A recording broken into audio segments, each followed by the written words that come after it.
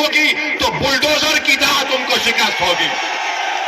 आज इख्तिदार तुम्हारे पास है, अरे सत्ता किसी के पास रहने वाली नहीं है। बीजेपी वालों, इंदिरा गांधी भी यही समझती थी कि मैं हूं, मगर इंदिरा गांधी चले गई, दूसरे आते हैं। आज योगी और मोदी यही समझते हैं कि हम हैं तो भारत है। नहीं, भारत इनसे बड़ा है, देश उनसे बड़ा है, संविधान उनसे बड़ा है, और इस देश की जनता इन तमाम नेताओं से बड़ी है।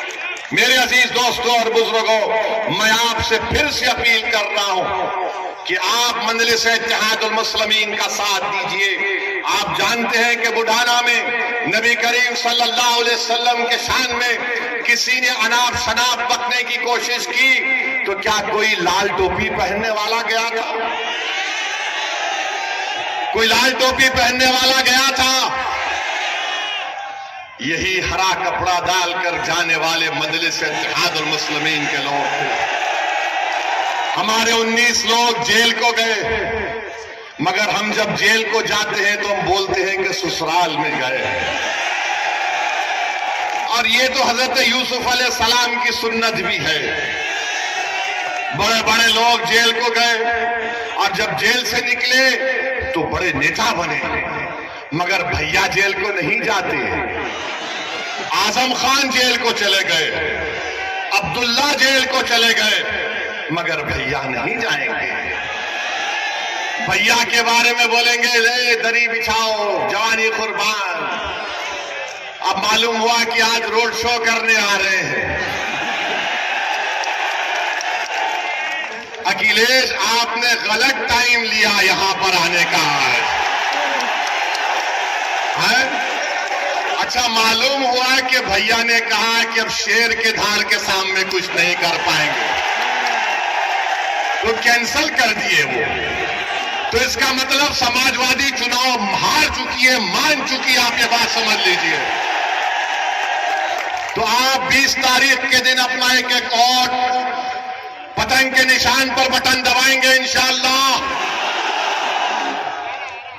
इंशाअल्लाह बोल दिए। फिर यहां हम जाने के बाद इब्लीस के लोग आकर कान में खुसखुस करेंगे, ये अरशद राणा जीता तो क्या होगा, क्या फर्क पड़ जाएगा, भाजपा जाएगी।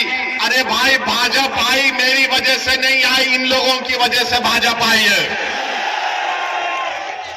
हम क्या, अच्छा यहां पर यहां का सांसद आरएलडी का है नहीं है? आरएलडी का है ना, बिजनौर के। आपने वोट दिया, किसको दिया? आपने आरएलडी को तो वोट नहीं दिया ना। कितनों ने नहीं दिया? उठाओ। तो आरएलडी बीजेपी जीत जाएगी। मेरा जवाब यही है कि हाँ, मैं भारत में बैठकर कमला हैरिस को हरा दिया और ट्रंप को जिता दिया। और क्या बोलो, मैं जिम्मेदार हूं। यानी हम यहां पर बैठ जाते नहीं है। ये इनके कांग्रेस के एक नेता बोले हाँ, ओवैसी लड़ता नहीं है, मगर उसकी भाषण का इतना असर होता है कि हम हार जाते हैं। मेरे भाई, ये सब बहाने हैं। कोई जीत हार चुनाव है, कोई जीतेगा तो कोई हारेगा। आपसे हम अपील करने आए हैं कि मुत्तहिदा तौर पर 20 तारीख के दिन आप लोग अपना एक एक वोट का इस्तेमाल करिए, पतंग के निशान पर बटन दबाइए, उत्तर प्रदेश में मजलिस इत्तेहादुल मुस्लिमीन को मजबूत करिए। आपके पास एक बेहतरीन कैंडिडेट अरशद राणा आपके सामने है। समाजवादी पार्टी के भी उम्मीदवार हैं, उनके परिवार से उनके बड़े लोग यहां पर सांसद भी रहे हैं, मगर उन्होंने इस विधानसभा के लिए क्या काम किया आप मुझसे बेहतर जानते हैं। मैं आपसे सिर्फ यही अपील करने आया हूं। एक लंबा सफर करके आपसे आया हूं, महाराष्ट्र से निकलकर आज वेस्टर्न यूपी के इस इलाके में सिर्फ इसलिए आया हूं ताकि आपके दरमियान में खड़े होकर मैं अपनी दिल की तकलीफ को अपने जबान के जरिए तुम्हारे सामने बयान कर सकूं। मैं इसलिए आया कि नाइंसाफी का जिक्र तुम्हारे सामने कर सकूं।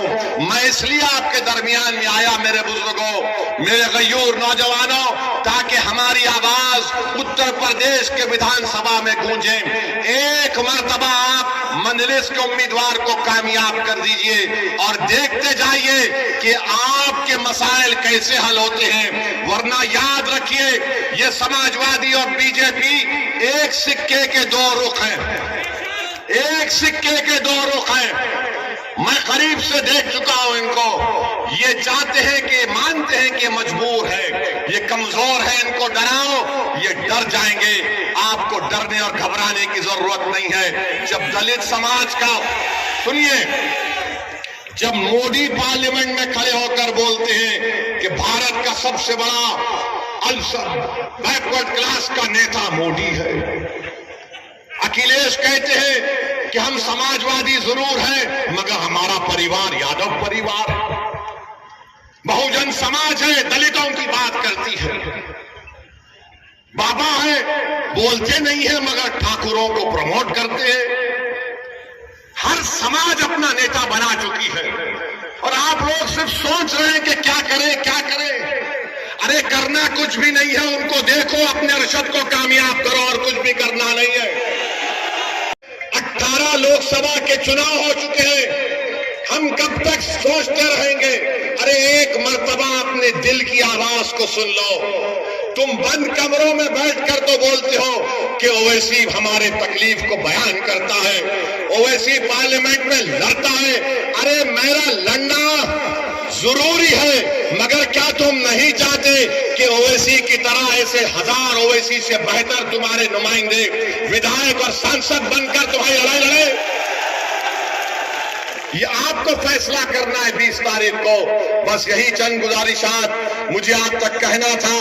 मैं यहां पर आया हूं, आपका बेहद शुक्रिया।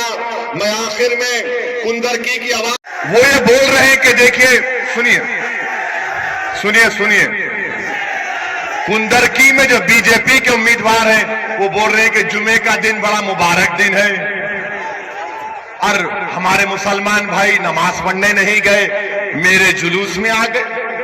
वो बोल रहे हैं कि देखिए ऐसा है, इस्लाम में सलाम है। अरे बाबा, तुम ये बात जाके तुम्हारे मुख्यमंत्री को बोलो ना, तुम ये बात जाके मोदी को बोलो ना, तुम ये बात जाके आरएसएस के मोहन भागवत को बोलो ना, मगर कुछ नहीं बोलेंगे। मेरे अजीज दोस्तों और बुजुर्गों, हम आपसे हाथ जोड़कर अपील कर रहे हैं कि 20 तारीख के दिन मीरापुर से अरशद राणा साहब को और कुंदरकी से हाफिज वारिस साहब को आप अपना वोट देकर कामयाब करिए। बड़े ताकतवर उम्मीदवार है, स्ट्रांग उम्मीदवार है रवि गौतम, वो भी लड़ रहे हैं। आप इन तमाम की कामयाबी के लिए दुआ भी करिए। मैं माजरत चाहता हूं, मैं एक लंबा सफर तय करके आया हूं, ज्यादा देर आपके दरमियान में बोल नहीं सका। इंशाअल्लाह ताला दोबारा आऊंगा और तफसील से आप तमाम से बात होगी। बहुत बहुत शुक्रिया। मेरे साथ नारा लगाइए, पतंग को पतंग को पतंग को। सलाम।